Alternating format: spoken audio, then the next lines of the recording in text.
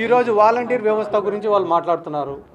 ఏ రకంగా ఆర్థిక భారం అయిపోయింది, ఆ వాలంటీర్లకు 5,000 రూపాయలు ఇవ్వడం వల్ల రాష్ట్రం పైన ఆర్థిక భారం అయింది అని అంటున్నారు.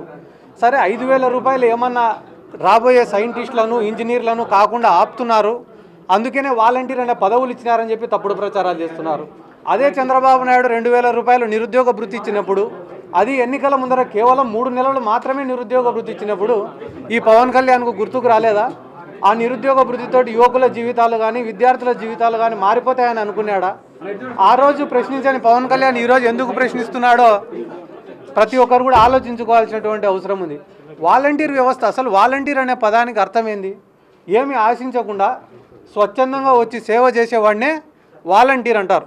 అటువంటి వాలంటీర్కి ఈరోజు 5,000 రూపాయలు గౌరవ వేతనంగా, అంటే ఒక హానరోరియంగా ఇచ్చి అతనితోటి గ్రామంలో ప్రతి 50 ఇళ్లలో ఒక వాలంటీర్ని, అంటే ఆ 50 కుటుంబాలకు సంబంధించిన వ్యక్తినే ఈరోజు వాలంటీర్గా పెట్టినారు తప్ప బయటి వ్యక్తులను తీసుకొని వచ్చి వాలంటీర్గా పెట్టలే. కాబట్టి వాలంటీర్ని తప్పుపట్టడం అంటే గాన ఈ రాష్ట్రంలో ఎవడు సేవ చేయకూడదు అనేది ఆయన యొక్క ఉద్దేశం ఏమో నాకైతే తెలియదు. ఇంకా ముఖ్యమైన విషయం చెప్తున్నా, ఈరోజు వాలంటీర్ని ఏ రకంగా తీసుకున్నారు, డేటా చౌర్యం జరుగుతుందనే మాట మాట్లాడుతున్నారు కదా.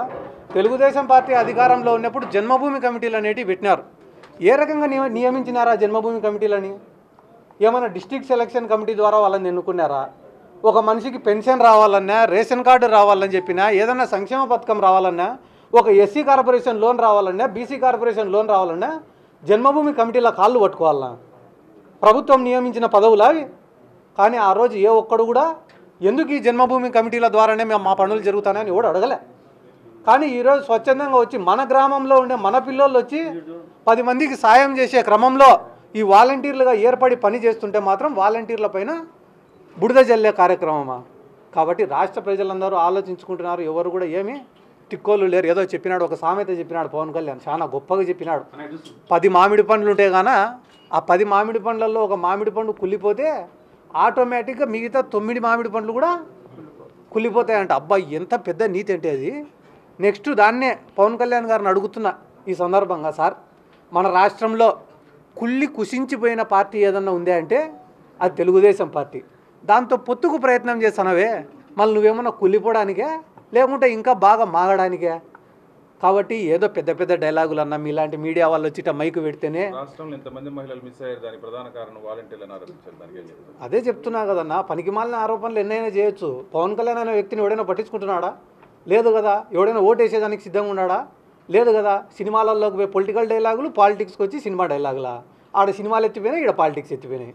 ఇప్పుడు 150 మంది మీరు ఒకసారి రాని, నేను ఒక్క అభివృద్ధి మీరు చర్చకి సిద్ధం. లోకేష్ సవాలు ఫస్ట్ మంగళగిరి ఇవి చూడమని అభివృద్ధి ఏందనేది, మళ్ళీ తర్వాత మళ్ళీ మాట్లాడదాం. ఇప్పుడు పోతా దారిలోనే వస్తుంది మంగళగిరి పాదయాత్రలో. పోయిన తర్వాత 400 కోట్లతో అభివృద్ధి కార్యక్రమాలు ఎట్లా జరిగినాయి, నిన్నగాక మొన్ననే 12,000 20,000 పట్టాలో ఏ రకంగా ఇచ్చినారు, ఎందుకు చంద్రబాబు నాయుడు అధికారంలో ఉన్నప్పుడు ఇవ్వలేకపోయినాడు, 30 లక్షల ఇళ్ల పట్టాలు ఎట్టించినాడు, ఇప్పుడు హౌసింగ్ ఏ రకంగా చేస్తున్నాడు, ఇన్ని వేల కోట్లతో సంక్షేమ పథకాలు, లక్షల కోట్లతో సంక్షేమ పథకాలు ఏ రకంగా చేస్తున్నాడు, ఏ రకంగా రాష్ట్రానికి పోర్ట్లను తీసుకొని వచ్చినాడు, ఏ రకంగా రాష్ట్రానికి మెడికల్ కాలేజీలు తెచ్చినాడు, ఏ రకంగా ప్రభుత్వ స్కూళ్ళను డెవలప్ చేసినాడు, ఏ రకంగా ఈరోజు ఆరోగ్య వైద్య వ్యవస్థను డెవలప్ చేసినాడు అనేది పోయి పేదవాడిని అడిగితే చెప్తాడు. గాలి మాటలు మాట్లాడుకుంటా ఈ నియోజకవర్గంలో ఒకటి తిత్తాడు, లే రారా సవాల్ కానీ లోపల పక్క నియోజకవర్గానికి వింటాడు. ఇంకా మీరు కొట్టుకొని సావండి అని చెప్పి ఎమ్మెల్యేలకు చెప్పినాడు. కాబట్టి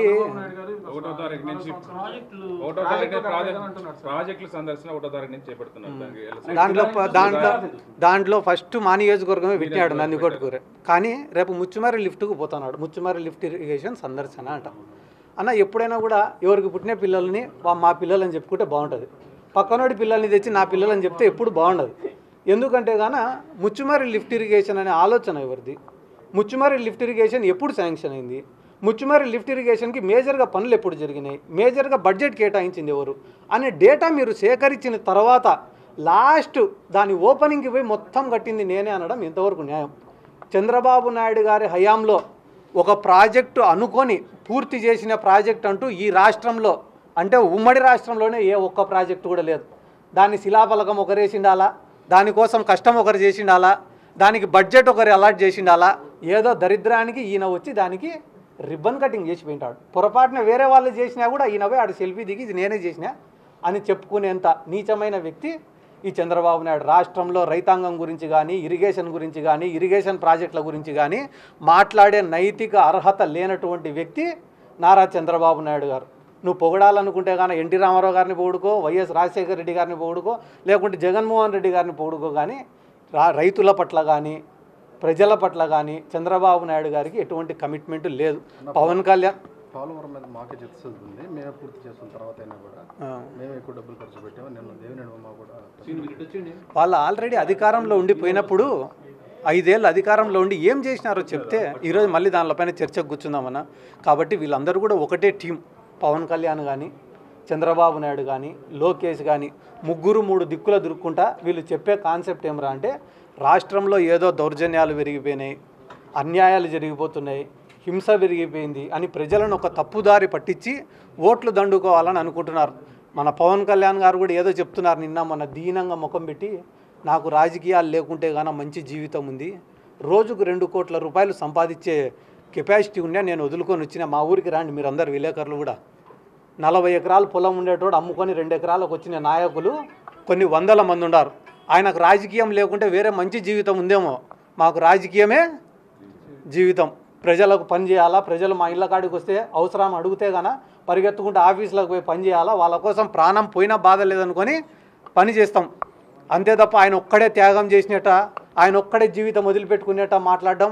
నువ్వు సింపతి కావాలనుకుంటే పోయి ప్రజల కాళ్ళు పట్టుకో, తప్పు లేదేమో. కానీ ఇట్లా తప్పుదారి పట్టేయడము, ఏదో పెద్ద జీవితాన్ని మేమందరం కూడా మా జీవితాలను వదిలిపెట్టుకొని రేపే కానీ మేము కూడా ఏదో ఒక వ్యాపారం చేసుకొని బతకచ్చు. కానీ మమ్మల్ని నమ్ముకొని మా వెంట తిరిగే ఎన్నో కుటుంబాలు ఉన్నాయి కాబట్టి వాళ్ళని వదులుకోలేక వాళ్ళని ఎట్లా కాపాడుకోవాలనే ఉద్దేశంతో మేము కూడా కష్టంగా రాజకీయం చేస్తున్నామే తప్ప ఈ రాజకీయం చేసినంత ఒక బరువు బాధ్యత తప్ప వేరేదేం లేదు. జగన్మోహన్ రెడ్డి గారి గురించి దయచేసి విమర్శించడం స్టాప్ చేయండి. ఎందుకంటే ఆయన నమ్ముకునే ప్రతి ఒక్కరిని కూడా ఈరోజు లీడర్లను చేసినారు. ఆయన నమ్ముకునే ప్రజలను అందరికీ కూడా ఈరోజు సంక్షేమ పథకాలు ఇస్తున్నాడు, అభివృద్ధి కార్యక్రమాలు చేస్తున్నాడు. రాష్ట్రానికి ఒక బలమైన నాయకత్వం ఉంది. ఈరోజు బలమైన నాయకత్వం ఉన్న చోటనే అభివృద్ధి కూడా సాధ్యమవుతుంది. లోకేష్ ఒక ఎర్ర బుక్ పెట్టుకున్నాను, 2024 అధికారం మాదే, గెలిచేసాం ఆల్రెడీ, అధికారంలోకి వచ్చిన తర్వాత ఈ ఎర్ర బుక్ల పేర్లు అంతా తెలుస్తామంటారు. నేను ఇంతకుముందు చెప్పినా మళ్ళీ చెప్పిన, ఆయన ఏడైనా పేర్లు మర్చిపోయింటే నాకు ఫోన్ చేసి మిగతా పేర్లు చెప్తాను నేను.